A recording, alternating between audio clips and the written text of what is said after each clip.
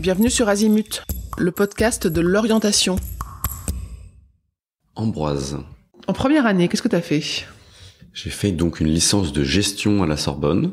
C'est les mêmes matières un peu que les écoles de commerce, donc tout ce qui est management. On a les bases de compta, on a les bases de droit, on a les bases de finance, donc avec pas mal de maths, ce genre de choses. C'est quasiment les mêmes matières qu'en école de commerce en fait.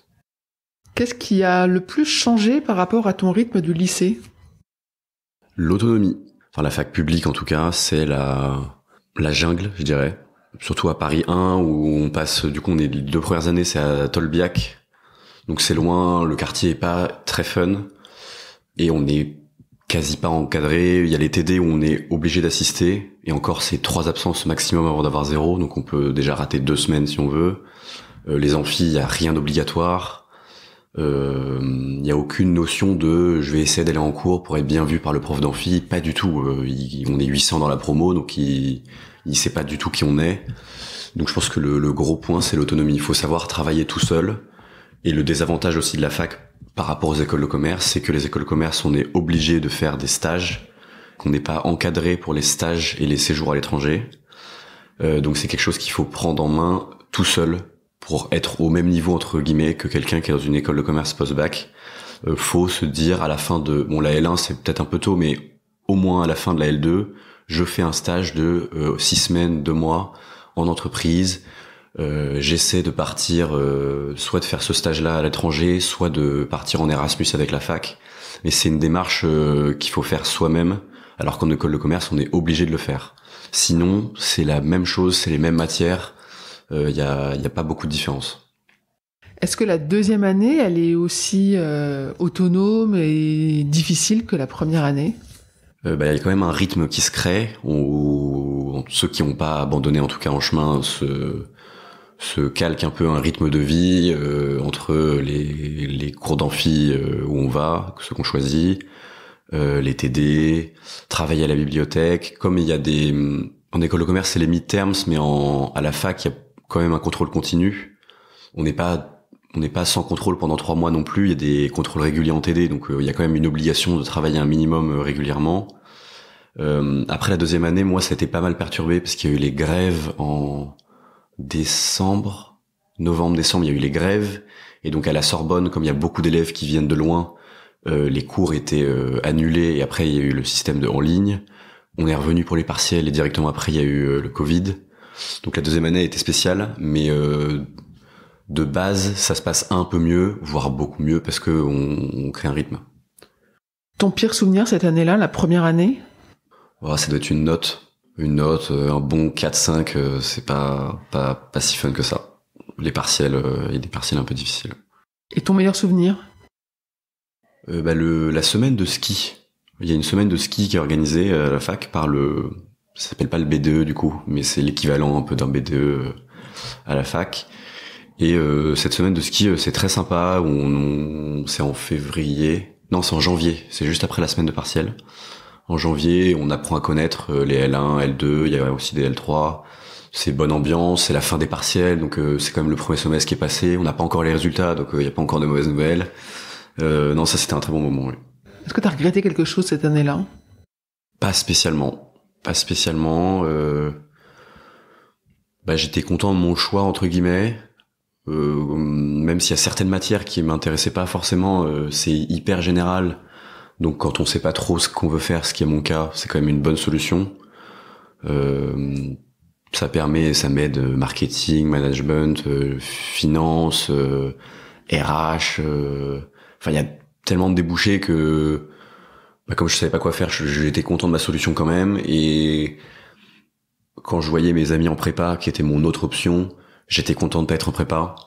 Donc j'étais content d'être à la fac. Puis en fait la clé surtout, pour les gens qui sont solitaires, etc., je sais pas comment ils font, mais la clé, je pense que c'est de se faire un bon groupe d'amis. Parce que dans une promo de 800 où l'administration est très peu efficace, donc les informations sont difficiles à avoir, c'est bien d'avoir un groupe d'amis sur qui on peut compter, sur travailler, pour les infos, les contrôles, les TD, tout est compliqué à la fac en termes d'administration. Et je pense que c'est ça le Le premier pas à faire, c'est de se faire un groupe de potes qui permet de, en plus de ça, sortir et tout, pour évidemment se détendre, etc. Et surtout, si la bande d'amis du lycée est dispatchée en prépa et dans des villes autres que Paris, c'est difficile d'être tout seul. Les 2 premières années à la fac, c'est très difficile d'être tout seul, je pense. Est-ce qu'il y a un conseil que tu aurais envie de donner, dont tu n'as pas encore parlé? Qu'il faut pas avoir peur.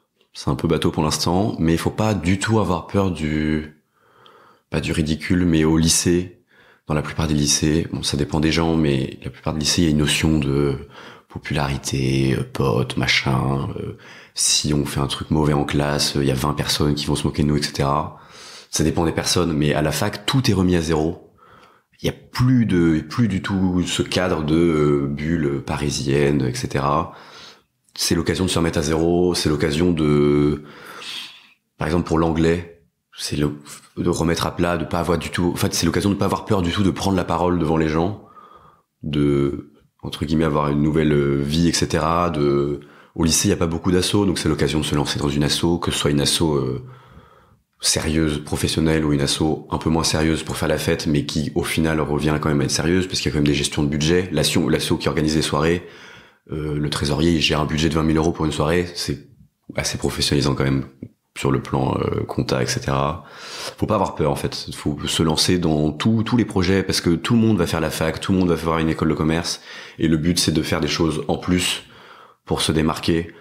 Du coup, moi je suis en RH, mais je sais que pour le marketing, c'est l'occasion de se professionnaliser en étant freelance, en étant tout seul, se lancer dans des...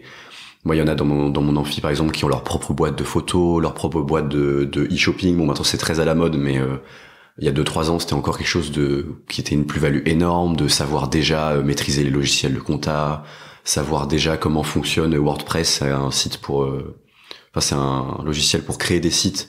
C'est le genre de choses qu'on n'apprend pas à la fac et qui permet de se démarquer sur un CV. Faut pas avoir peur de se lancer dans tous les projets, même si ça marche pas.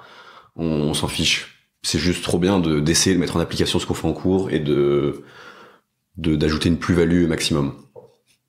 Ceux qui ont cartonné la première année, qu'est-ce qu'ils ont fait de spécial? Déjà, ils ont travaillé. Et en fait, au-delà du temps de travail, ce que j'ai appris, que j'arrive pas forcément à mettre en pratique, mais ce que j'ai appris, c'est l'efficacité dans le travail. C'est pas forcément aller tout le temps en amphi, bizarrement. Moi, j'ai un ami qui était premier. Moi, il y avait marqué 1 sur 800. Il allait pas à tous les amphis, en fait. Faut se rendre compte sur les 2-3 premières semaines lesquels sont utiles. On achète les livres et il faut bosser tout seul. Parfois, il y a des amphis, respect à tous les professeurs de France, mais il y a des amphis où les 3 heures sont pas utiles. On peut les faire en 1 heure, 1 heure et demie efficacement. Et le but, c'est d'être le plus efficace possible quand on travaille. Du coup, je vais donner les techniques de mon ami qui est premier. Je vais pas trop parler de comment moi je travaille. Lui, il se détend. Il y a pas de problème. Il sort, etc. Mais le truc, c'est si je me mets au travail, je me lève à 8 heures, je mets mon téléphone en mode avion, je fais 8 heures midi, je prends une pause déj, je fais 14-18 ou 14-22 si c'est vraiment une période de rush. Et je travaille à fond, je suis efficace, je prends les livres, faut refaire les annales. Refaire les annales, c'est hyper important, surtout que à la fac, les associations, elles donnent les annales des années précédentes. On peut se débrouiller pour avoir des corrigés. C'est là où c'est utile toujours d'avoir un groupe d'amis qui lui aussi a des corrigés, les contrôles de TD, etc. Refaire les annales, apprendre le cours aussi. Ça c'est évident, mais en fait c'est toujours les mêmes types d'exercices dans les matières un peu mathématiques, style compta, finance, etc.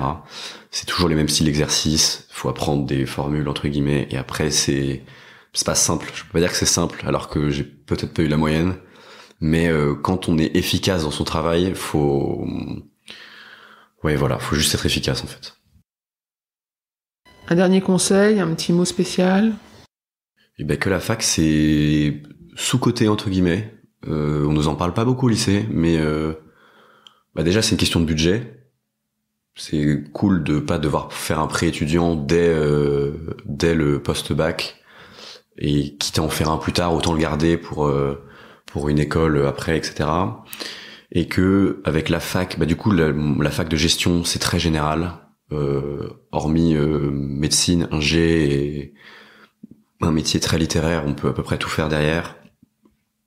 Il y a les concours passerelles, donc ça s'appelle le Taj Maj, qu'on peut faire en L3. On peut aussi le faire en L2, mais en général c'est plus en L3, où on peut récupérer derrière une école de commerce si vous voulez absolument faire la fête ou avoir une école sur le CV. C'est possible, c'est largement possible. En étant bon, avec un bon dossier, c'est largement faisable d'avoir le top 5. Donc l'EM Lyon et les DEC. Les 3 parisiennes, faut être très très fort et avoir un très très bon dossier. Moi j'ai une amie qui était 5e de la fac, elle a pas eu le SCP, donc faut vraiment être très fort. Mais le top 5 est accessible, et même les écoles 6, 7, 8, si vous voulez vraiment aller dans une école de commerce, c'est faisable. Il faut surtout pas avoir peur d'aller en asso, etc. Faut pas passer ces 3 années tout seul. C'est le but de la fac, c'est la différence avec la prépa, c'est qu'en prépa on est tout seul ou avec des gens, mais on travaille. La fac c'est l'occasion de faire autre chose à côté, de si vous kiffez le sport, faites du sport. Si vous aimez faire de la peinture, faites de la peinture. Si vous êtes passionné d'informatique, c'est l'occasion de se développer. Enfin, faut vraiment pas avoir peur de faire quelque chose à côté pour avoir quelque chose en plus et se démarquer des gens des parcours entre guillemets préfabriqués d'école où tout le monde aura le même CV, sortie master, quoi. Voilà. Merci beaucoup, Ambroise. Cet épisode est terminé. À bientôt sur Azimut.